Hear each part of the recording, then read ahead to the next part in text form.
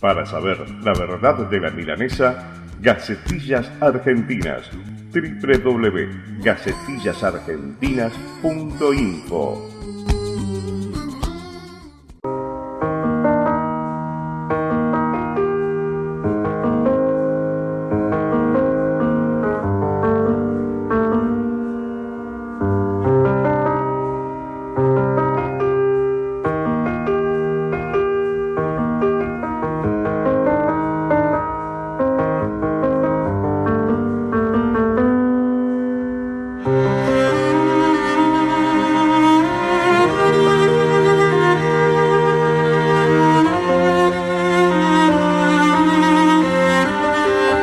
Contrapuntos, un programa de radio políticamente incorrecto. Sábado de 13 a 14 horas. Porque hay tanto que decir que ha de decirse con el menor número de palabras. Eso sí, que cada palabra lleve alas y color. Conduce Andrés Sarlengo.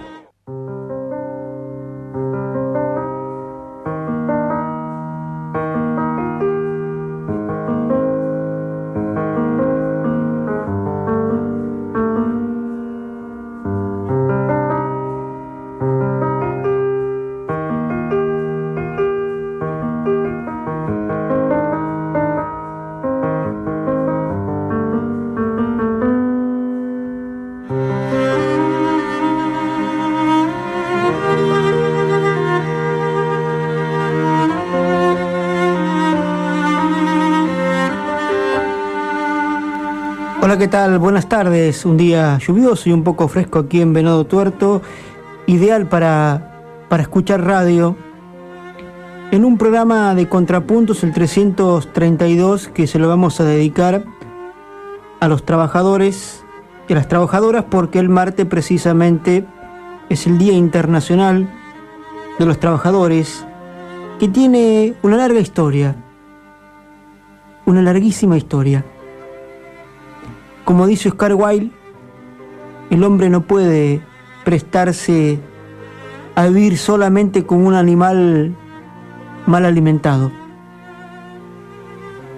Durante la semana me encontré con un artículo de Hernán López Echagüe. ¿Se acuerdan de aquel periodista que sufrió una feroz golpiza, se tuvo que ir al Uruguay?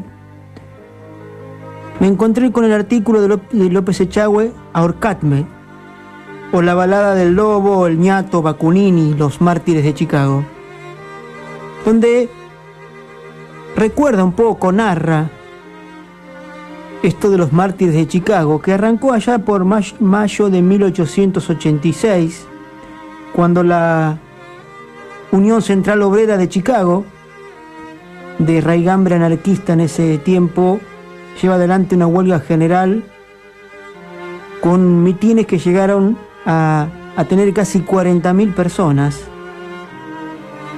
Y en ese momento los trabajadores, y hombres y mujeres, trabajaban entre 14 y 16 horas por día. Y fueron días de feroz pelea, contienda, porque en ese momento no estaba el derecho a huelga, que terminó con 600 mujeres reprimidas y obreros y obreras presas que van desde con condenas de 15 años a prisión perpetua, y con los 5 mártires de Chicago ahorcados, 4 de ellos y uno que se suicida la noche anterior. ¿Y qué pedían los mártires de Chicago? 4 consignas tenían en sus pancartas y banderas. La primera era las 8 horas que tenemos que estar para trabajar. Pedían 8 horas para la cultura, el esparcimiento, estar con la familia, y 8 horas para descansar, para dormir. La otra consigna era la vieja bandera de la Revolución Francesa: libertad, fraternidad e igualdad. También el derecho a voto para todos. Y una consigna, la cuarta, más que tiene que ver con el mundo de los trabajadores, cuando decían: trabajadores del mundo, unidos.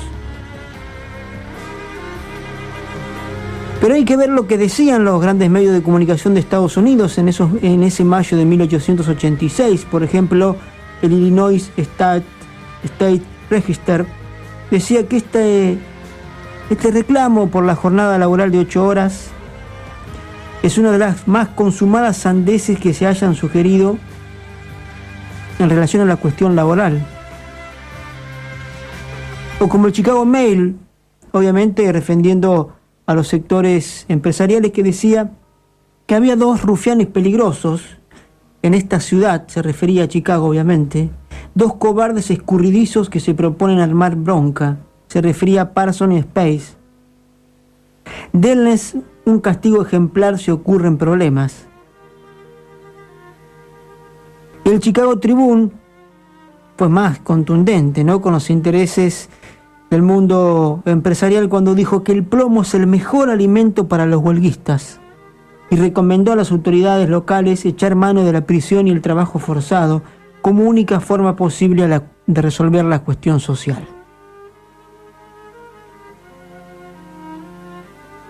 El juez, la justicia finalmente, mejor dicho, terminó decidiendo que la muerte era lo que debían pagar Engel, Adolf Fischer, Louis Lin, Augustus Pace, Albert Parson.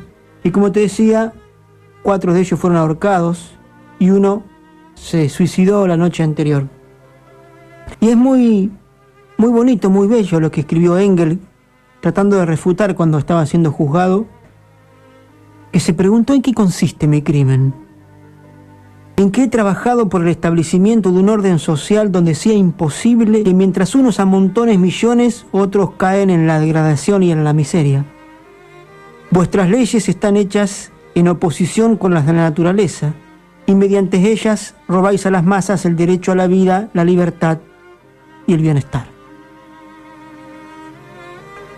Como te decía, estos 4 anarquistas, en ese entonces primaba la ideología anarquista en los trabajadores, fueron ahorcados el 11 de noviembre de 1886, llamado ese día como el Viernes Negro, y que tuvo un cortejo fúnebre luego con más de 500.000 personas.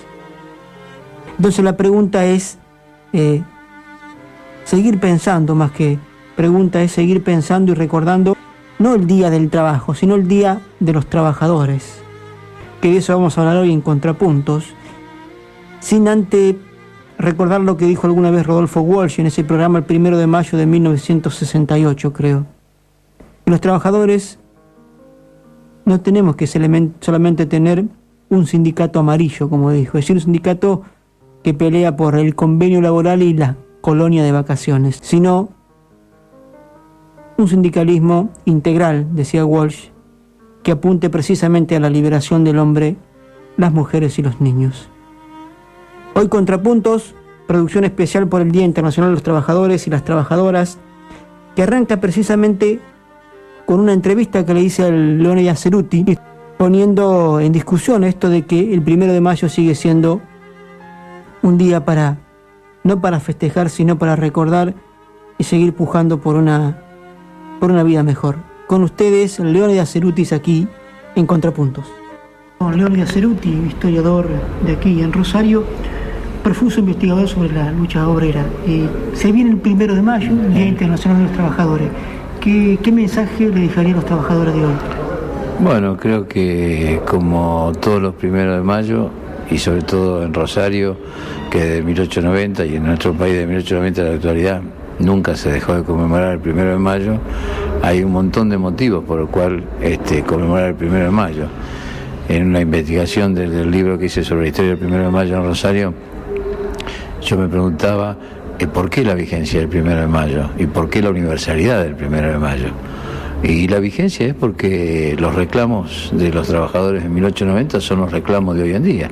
Si uno ve el pliego reivindicatorio, o sea, el manifiesto del 1 de mayo de 1890 que se presentó al Congreso, que fue el primer reclamo de los trabajadores ante el Congreso de la Nación, hoy aparece en cualquier reclamo de cualquier gremio. Figuraban las 8 horas de trabajo, hoy aquel que tiene trabajo trabaja más de 8 horas. Aparecía el trabajo, el no trabajo de los niños y de las mujeres en determinadas actividades, y eso hoy aparecía ahí el reclamo de inspectores en los talleres y en las fábricas, inspectores del Estado, y hoy los inspectores del Ministerio de Trabajo, de la Secretaría de Trabajo, son prácticamente nulos. Aparecen una serie de reclamos que hoy serían firmados por todos los trabajadores. Y la vigencia es producto de que el 1 de mayo expresa la explotación, expresa la contradicción de capital y trabajo, de patrones y obreros. Aparecen a la luz claramente todas las miserias del capitalismo, que no ha dado solución a los problemas de la sociedad. Y hoy lo vemos en Europa, lo vemos en Asia y África, lo vemos en América Latina y también en la Argentina.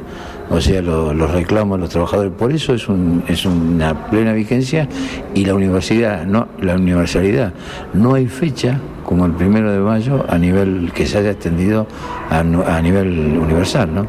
Uh-huh. Noni, ¿qué pasó en la dictadura durante los 1 de mayo, en la última dictadura? Y los trabajadores lo conmemoraban clandestinamente. Los trabajadores lo conmemoraban con acciones de actos relámpagos, o pintadas clandestinas, o volanteadas. Algunos sindicatos, puertas adentro, organizaban, como aquí empleados de comercio en Rosario, por ejemplo, organizaban veladas artísticas y con algún discurso de algún dirigente. Se llegó a dar casos como todos los 1 de mayo el ministro de Trabajo explicitaba claramente cuáles eran los objetivos de la dictadura militar, donde aparece claramente que el golpe de la dictadura fue contra la clase obrera. Ellos intentaron disciplinar y destruir la organización que venía teniendo el movimiento obrero hasta el 76. Se dieron casos que a la luz de los años que han pasado uno los puede tomar como tragicómicos, como en el caso que para un 1 de mayo el genocida Macera envía a todos los sindicatos una tarjeta postal con la imagen de un cuadro de Quinquela Martínez, de los trabajadores del puerto de Buenos Aires. Qué perverso, ¿no? Por supuesto. Y después propone, durante la guerra de Malvinas, se proponen algunos que no haya conflictividad laboral. El ministro Reston evidenciaba que ellos venían a poner disciplina al interior de la fábrica y al interior de las empresas. Era lo que Balbín llamó la guerrilla fabril, era lo que era el sindicalismo combativo y el sindicalismo clasista. Noni, ¿se añora, vos que viviste toda esa época, 60, 70, se añora ese sindicalismo diferente al de hoy? Sí, son épocas muy distintas, porque el mundo también era muy distinto, ¿no? Había una ofensiva del trabajo sobre el capital, sobre el poder de la clase obrera. Después vino durante toda la década del 80 la ofensiva del capital con Reagan y la Thatcher, y aquí en nuestro país llegó tardíamente con Menem, las políticas aplicadas contra el movimiento obrero. Pero hoy hay esbozos de sindicalismo combativo, de sindicalismo clasista. Hay lógicamente que recomponer y reconquistar los lugares de trabajo, fundamentalmente con la elección de los delegados. Hoy solamente el 15% de las empresas privadas tienen cuerpo de delegado. Los cuerpos delegados y los delegados fueron los más atacados por la dictadura militar. Lo habían sido en el golpe del 55, lo fueron después también en el plan Coninte de Frondizi y también en el 76. Hoy las empresas privadas, muchísimas, no existen delegados. Y el delegado es el representante de los trabajadores al interior de la fábrica, donde el reino del capital se siente más fuerte. Es donde el trabajador ya vendió su fuerza de trabajo y ahí manda el capital. Gracias, Noni. Bueno, no, gracias a vos. Estamos con Gustavo Teres, dirigente de la CTA Rosario, y con Noni Ceruti hablamos un poco del Día Internacional de los Trabajadores. ¿Y hoy cómo ves que están los trabajadores aquí en el Rosario, en el Gran Rosario? Yo siempre digo, todos los años que discutimos el 1 de mayo, discutimos desde una perspectiva, ¿no? ¿Qué es el 1 de mayo para el mundo del trabajo, para los trabajadores? Es el momento de poner en el debe y en el haber las principales reclamos, es el momento de poner en el debe y en el haber los balances, las acciones pasadas y necesarias para la etapa, ¿no? En ese contexto nosotros creemos que hoy el movimiento obrero hay un cambio de fase, tiene un desafío que realizar y que discutir, que es un cambio de fase en cuanto a que hemos pasado, por definición del gobierno, con una explicación que debería ser más profunda, pero no vamos a avanzar, de lo que era la profundización del modelo a la sintonía fina. ¿Qué significa esto? En general, ha impactado en términos no contradictorios, pero sí regresivos al movimiento obrero, esta sintonía fina. Techos salariales como nunca en los últimos 5 años. La no eliminación del impuesto a la ganancia, cada vez mayor la cantidad de trabajadores que pagan este impuesto al trabajo. Una disputa por las obras sociales, que muchos sindicatos somos ajenos, pero que es una disputa por una caja que pertenece a los trabajadores. Y también una serie de medidas y un fuerte aumento tarifario, o sea, la quita de subsidios de una manera salvaje, en algunos casos a sectores que nunca deberían haber tenido subsidios y que hoy se les quita eso, pero también empieza a afectar a los sectores medios y más postergados, y también una discusión sobre una serie de problemas que están atravesando al mundo del trabajo, ya sea, en primer lugar, el diseño de una ley antiterrorista que hoy, con las declaraciones de los funcionarios de gobierno, es para poner en caja al movimiento sindical o al movimiento social que lucha. ¿Vos crees que es para eso exclusivamente? No, digo, si no era para eso, hoy la empiezan a pensar para eso. Las declaraciones de Nilda Garré, las declaraciones de muchos funcionarios, el hecho de ver en los términos que se votó, está fuertemente emparentado con poner en riesgo y con convertir en un potencial terrorista a cualquier luchador social, con el riesgo de querer que a cualquier compañero de estos que está procesado, cualquier intervención de la justicia en este contexto y con esa ley le duplica cualquier pena, ¿no? Entonces nos parece gravísimo, vinculado a los hechos de espionaje. Yo creo que hay una serie de intervenciones del gobierno que expresan en la política del respeto de las libertades civiles un giro a la derecha. Ajá. Y después, en tercer lugar, la expresión está de un modelo económico que no se consolidó en términos de lo que la expectativa, por lo menos del relato del oficialismo, y que tiene fuertes contradicciones con los movimientos sociales. Uno es la defensa del medio ambiente, o sea, la minería de cielo abierto, la depredación, el agotamiento de los hidrocarburos, pero no porque teníamos una empresa estatal, sino porque el gobierno le entregó a sectores que defendió públicamente hasta hace 3 meses y ahora pretende agredirlos, pero que le entregó y expropió el patrimonio nacional, o sea, el tema de los recursos naturales, el tema de la minería, el tema y terminando con el caso del accidente ferroviario que pone al desnudo también la crisis de un sistema de transporte fundamentalmente que transporta a trabajadores, a los sectores más postergados, muestran parte de las grietas de un modelo económico y social que nosotros los trabajadores debemos interpelar, ¿no? Creo que eso es parte, debería ser una discusión de un programa, y vamos a hablar de algo que es consecuente en estos últimos años, que es que después de la 125, el que se hace cargo del programa de los ojeros es el gobierno. Hoy las fronteras ojeras se expanden por todos los gobernadores oficialistas y no oficialistas. Así se expande la frontera ojera en Santiago del Estero, en Formosa, en Salta, en Jujuy, en desmedro de la preservación del hábitat, de los espacios naturales, en desmedro de los pueblos originarios, que inclusive que ha costado vida a poblaciones originarias, a compañeros. Se dan una serie de situaciones que esta lógica del monocultivo, como tal cual lo ha planteado el gobierno, se ha apropiado del programa de los sectores agrarios y no ha tenido política de diversificación, de protección de la carne, de un desarrollo mucho más potente de la agricultura familiar, etcétera, etcétera. Bueno, el Banco Central habla del 50-50, que los trabajadores estamos quedando con el 50% de lo que se produce. Eso no hay ni siquiera un economista afín al gobierno serio que lo pueda plantear. Eso es, puede decirlo el Banco Central, pueden decirlo, digo, eso es parte de un relato que quieren construir, que nosotros sabemos que en la vida cotidiana no pasa y en el análisis científico de los números no pasa, y una serie de problemas. Hay un 30%, hay un piso que no se ha podido perforar, no hay un piso, hay un sector, hay un 30% de pobreza en Argentina después de 7 u 8 años de crecimiento ininterrumpido. Entonces uno pregunta, ¿por qué no hubo derrame hacia esos sectores?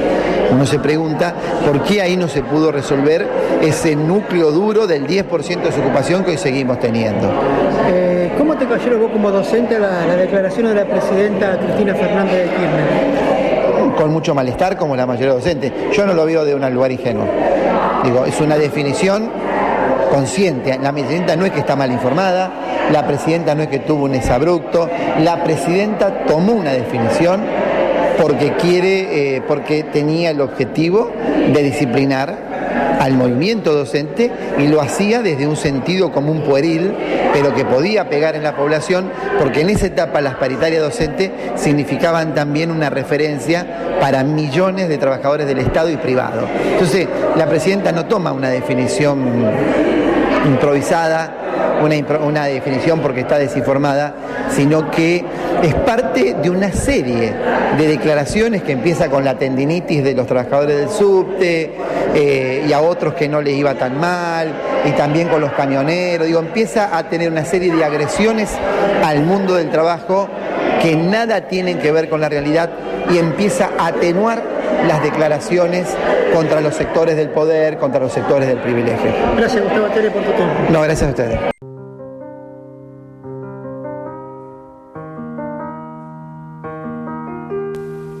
Contrapuntos, un programa de radio políticamente incorrecto y hoy en su versión 332 dedicado a los trabajadores y las trabajadoras porque el martes es su día. Y gracias a Paula que está escuchando del otro lado, a Claudia Clara Lotero de Chaco, nos está escuchando vía internet, y a Ricardo que me mandó un mensajito que le gustó la entrevista a Gustavo Teres.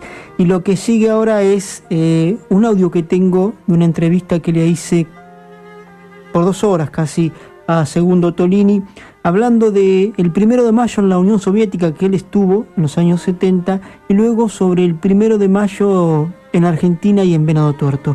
Con ustedes un audio, podríamos decir un archivo histórico, don Segundo Tolini, que en mayo se cumplen su 2.º año de la muerte de Segundo. Con ustedes aquí en Contrapuntos. Lo que te puedo decir de aquel entonces. ¿Estuvo algún 1 de mayo allá o no? Sí, tengo foto. Ajá. Tengo foto del 1 de mayo, sí, en la Plaza Roja. Bueno, un colorido, son fotos en colores, diapositivas. Uh-huh. Un colorido tremendo, ¿sabes? Un colorido, especialmente la juventud. Y el desfile de las fábricas, de los trabajadores, de los sindicatos. Una cosa que hace años que uno no ve aquí en nuestro país. Es decir, que en nuestro país yo vi eso, salvando las proporciones de millones de personas y de ciudades, antes de el 45, cuando los 1 de mayo realmente eran organizados por los sectores de los trabajadores y los sectores de izquierda. La cosa cambió cuando se empezó a transformar en la fiesta del trabajo. Cuando se empezó a decir, y lo dice bien Valle, creo, dice, cuando se transformó en... A partir del peronismo. Eso es, la fiesta del trabajo, unido por el amor de Dios y qué sé yo cuánto. Bueno, ahí empezó, y la elección de la reina, ahí empezó a cambiar el carácter, el contenido del 1 de mayo, cosa que yo creo que se está recuperando. No por los sectores oficialistas, ni por el movimiento obrero, que de una u otra manera todavía ha sido cooptado y todavía es influenciado por la política oficialista, sino que por los sectores que realmente han comprobado de que aquí la liberación y las conquistas de la clase obrera tiene que ser fruto de la lucha, del sacrificio y del empuje de la propia clase obrera. No esperemos nada de arriba. Los de arriba van a abrir la mano cuando los de abajo le exijan de que abra la mano, si no, no va a haber este beneficio. ¿Qué otra cosa te puedo decir sobre eso? ¿Se acuerda de, usted contó, pero acá en Venado, algún 1 de mayo donde haya sido, bien pujante? Mira, yo no recuerdo de que haya sido muy pujante, no recuerdo. Siempre ha adolecido de cierta apatía, de escasa participación del grueso de los trabajadores. Yo recuerdo que los 1 de mayo se sabían realizar en la esquina de 25 de mayo y Casey. Ahí una chata o un acoplado se ponía y se hacía los 25 de mayo. Y lo recuerdo muy bien porque la expresión surgió de Ricardo Sanesteva, un compañero que es fundador del sindicato de Luz y Fuerza y que desgraciadamente me parece que ha entrado un poco en el olvido como trabajador de Luz y Fuerza y como poeta. También ha sido un poco olvidado, que cuando intervino para hacer uso de la palabra, agradeció y felicitó a las fuerzas policiales porque era el sector más numeroso que se encontraba ahí presenciando el acto. Eso es lo que me ha quedado grabado en la cabeza. Y de una u otra manera siempre ha existido cierta apatía en cuanto al 1 de mayo. Puedo decir, a lo mejor me equivoco y pido perdón a quienes, a lo mejor se sientan de que no es verdad lo que estoy diciendo, pero el 1 de mayo en Venado Tuerto se caracteriza más por las carreras que se están haciendo en el hipódromo todos los años que por la movilización y la concentración que la clase obrera tiene que llevar adelante, realizar todos los años y llevar adelante por sus reivindicaciones. Estamos con Héctor Dodi, tomando unos mates, ¿no? Cercano al 1 de mayo. Fecha importante, ¿no? Para los trabajadores el 1 de mayo. Sí, desde ya, históricamente es una fecha que en cualquier lugar del mundo donde haya tradiciones de lucha, se recuerda con mucha fuerza, apuntando a dictaduras que hay en distintos lugares, a patronales bravas. En otros lugares se le trata de dar un lugar festivo para distraer la atención de los trabajadores, pero los trabajadores conscientes siempre la impulsan como una jornada de lucha. Uh-huh. ¿Cómo te va con el taller de la pequeña fábrica de zapatos que tenés?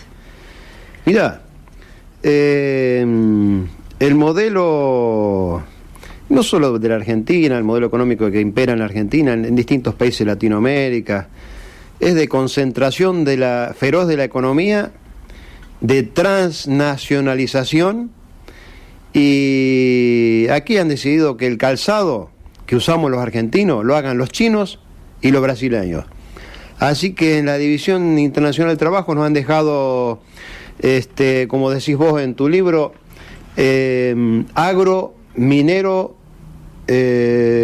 sojero, algo así. Sí, agro, minero, petróleo. Claro, ahí está. Entonces, la industria, las clases dominantes han decidido que la industria se realice en China y Brasil. Así que yo sobrevivo hasta donde pueda. Hoy salió una noticia, ¿no?, de que sigue bajando la pobreza en Argentina, según el gobierno, y pone como una canasta básica 1.410 pesos, algo así. Digamos, uno ve que en la ciudad es imposible vivir con 1.400 pesos una familia. Vos calculá que tenés que reducir tu consumo a papa, como decían, dice que a los pobres en Europa le decían los come papa. Lo único que podés comprar con eso es algún kilo de papa y un poco de pan. Si el gobierno considera que los pobres tienen que vivir con eso, bueno, han reducido la pobreza. Pero yo considero que los pobres en la Argentina, por más que seamos pobres, nos merecemos comer carne, comer frutas, verduras, leche, en fin. No por ser pobre tenemos que comer papa y pan, ¿no? Así que me parece que el nivel que toman de la pobreza del gobierno, me parece que nos toma el pelo. Con 1.400 pesos no consumís eso diariamente. Son 30 pesos sin contar los gastos de electricidad, de gas. ¿Qué vas a consumir? El alquiler mismo, sí. Un alquiler en Venado Tuerto son 1.200, 1.500 pesos. Así que salvo que la única forma que podés sobrevivir como pobre es viviendo bajo un cartón. Vos tenés, sin forma despectiva, tenés tus años de como persona y de militante, ¿no? Entonces uno puede decir, no, antes dentro del capitalismo se vivía un poquito mejor. Eso es lo que uno puede pensar. Miremos Venado Tuerto. En los 70, la radio local, LT29, de aquel momento, que era la única radio que había en aquel momento, pedía personal para el frigorífico en forma permanente. Es decir que los avisos en la radio todas las semanas salían: necesitamos obreros en el frigorífico. En ese momento se llamaba Frigorífico del Centenario. Es decir que había prácticamente una ocupación plena. Lo que pasa es que como los salarios en la carne siempre eran inferiores, la gente salía y buscaba mejores changas. Y cuando se le terminaba eso, volvía al frigorífico. Hoy el panorama, el frigorífico está cerrado, son 600 trabajadores menos, quedan 50 que no han renunciado todavía, que siguen cobrando la garantía horaria de 3.200 pesos. Hicieron acá, los entretuvieron, demoraron las acciones de lucha que los trabajadores quieren realizar, entreteniéndolos, y después largaron cuando ya quedaban 50 obreros sin haber aceptado el despido. Recién ahí mandaron, supongo yo, para lavar la ropa, para decir hicimos algo. Mandaron esa toma del otro día ahí en la ruta cuando ya quedaban solo 50 de los 600. Y en Venado Tuerto se está sintiendo que hay que empieza a caer la actividad económica. La gente lo dice, los comerciantes, se escucha. También el otro día hubo una marcha por la inseguridad, entre comillas. Yo me pregunto, bueno, pero también tendríamos que tener seguridad en tener empleo, buenas condiciones de vida, una educación pública fuerte. Yo siempre digo que a mí me robaron 2 o 3 veces, ¿no es cierto?, chucherías, porque lo que hay de inseguridad es eso. Claro, a la gente lo afecta muchísimo, aunque sea una chuchería, que te roben.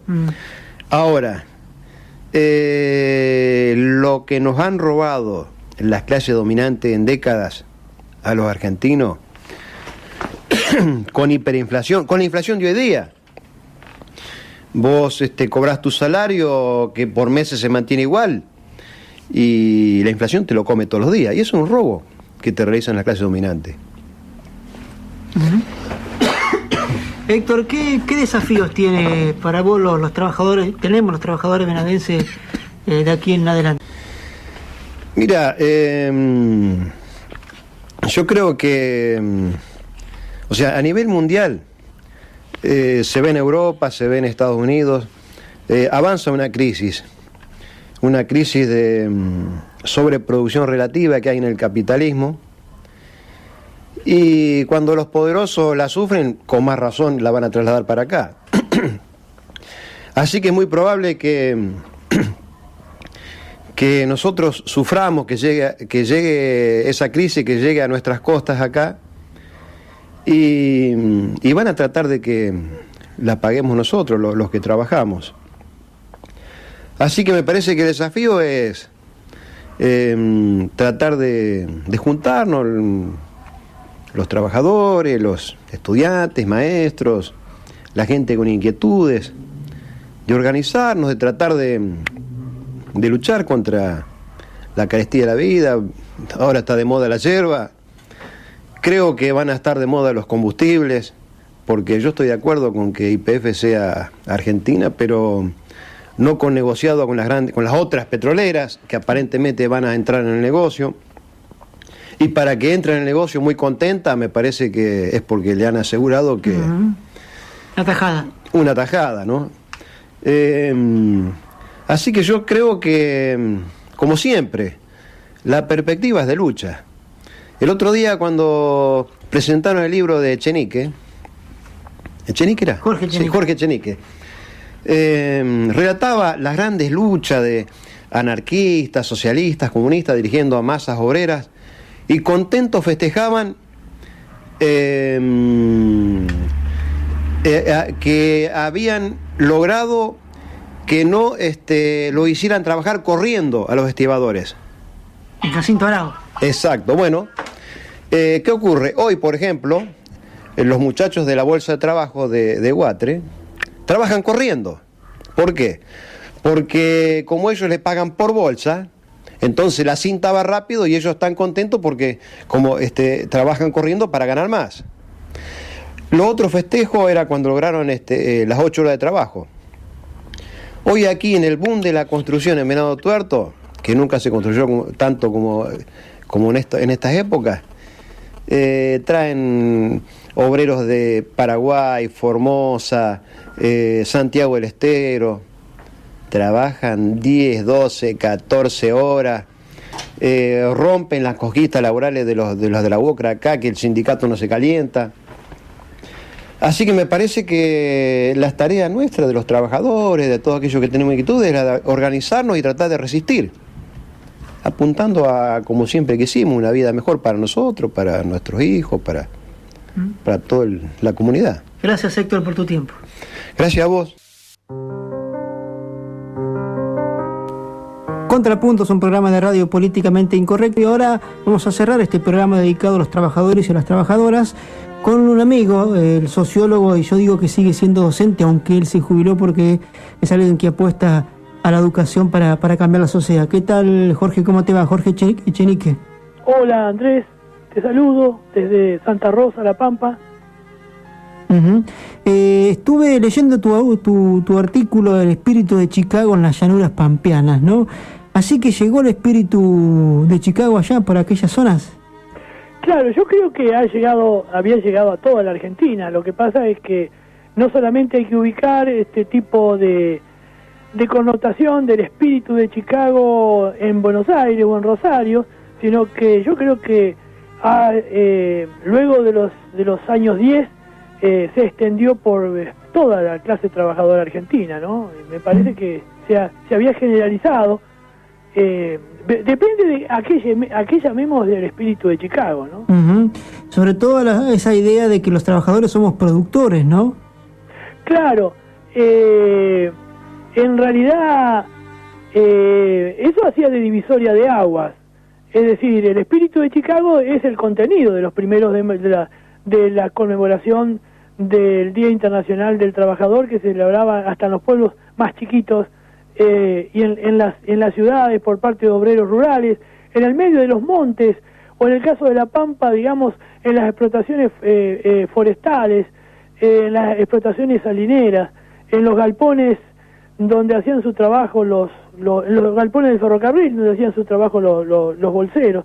Y sí, eso tenía que ver con asumir la autoconciencia de que se pertenecía a la clase productora, lo cual producía una divisoria de agua en la sociedad, porque esa autoconciencia también marcaba la oposición con la otra clase, la que se apropiaba del producto sin haber participado en su producción. Y de ahí devenía también una cuestión relativa con la propiedad. Es decir, como la mayoría de las protestas pasaron a realizarse en los mismos lugares de trabajo, es decir, en los campos, en los galpones, en las fábricas, eso determinaba también una conciencia con respecto a la propiedad de los medios de producción, o en manos de quién deberían estar. De modo que todo esto formó parte del espíritu de Chicago, pero con que se realizaban estas conmemoraciones de día de lucha de los 1 de mayo, pero también hay otras cuestiones. También está la cuestión de que hasta la reivindicación económica más elemental debía estar acompañado por conceptos explícitamente ideológicos, es decir, la reivindicación económica debería estar acompañado por una lucha anticapitalista. Y también está el tema de la solidaridad de clase, ¿no? No solamente a nivel nacional, sino también a nivel internacional. Es por eso, todo esto formaba parte más o menos, y la oposición al Estado también, no entendiendo al Estado como un ente neutro que navega por encima de las clases sociales, sino como expresión de una en particular. Todo esto formaba parte del espíritu de Chicago, y los 1 de mayo se realizaban con este contenido. Y después, bueno, vos citás en el artículo que llega, bueno, lo que es el gobierno de Perón allá, podemos hablar de arrancar de fines, de principios de los 40, empieza a haber esto del intervencionismo estatal, donde los sindicatos, comúnmente se dice, se estatizaron, ¿no? Sí, cayeron en la dependencia, digamos, de algún factor de poder, en este caso del poder político. Pero yo quiero aclarar una cosa, por lo menos los registros que yo he observado, es que el 1 de mayo, con este contenido del espíritu de Chicago, a la altura de finalizar los años 30 y del golpe militar del 4 de junio de 1943, este contenido ya había desaparecido. Y el 1 de mayo ya era prácticamente un recuerdo. De modo que lo que impuso el peronismo como nuevo contenido del 1 de mayo no es que reemplazó a otro, sino que ocupó un lugar vacío, para mí. De acuerdo a lo que yo tengo registrado en estos pagos del centro del país. Pero sí, el tema del Estado como Estado árbitro, digamos, imponiendo por ley el arbitraje obligatorio y arbitrando las relaciones entre el capital y el trabajo, creó una nueva conciencia diferente, muy diferente a la anterior, de modo que es cierto, el lenguaje gremial seguía siendo antioligárquico, ¿no? Pero ya habían desaparecido prácticamente las alusiones a otro tipo de sociedad, habían desaparecido las referencias a la clase productora, y bueno, por lo tanto el espíritu de Chicago había desaparecido, y todo, digamos, la conmemoración del 1 de mayo, inclusive se cambió el nombre, ¿no? Día Internacional del Trabajador, pasó a llamarse Fiesta del Trabajo, y digamos que el esfuerzo de los sindicatos se volcó no en torno de la clase productora, sino en torno del apoyo a una persona en particular, que era la persona del presidente, Juan Domingo Perón, el apoyo a una persona en particular, ¿no? Por eso son cambios muy grandes. Hasta que en los 60 y en los 70 vuelve a resurgir, bueno, por opresión de las dictaduras, un sindicalismo diferente.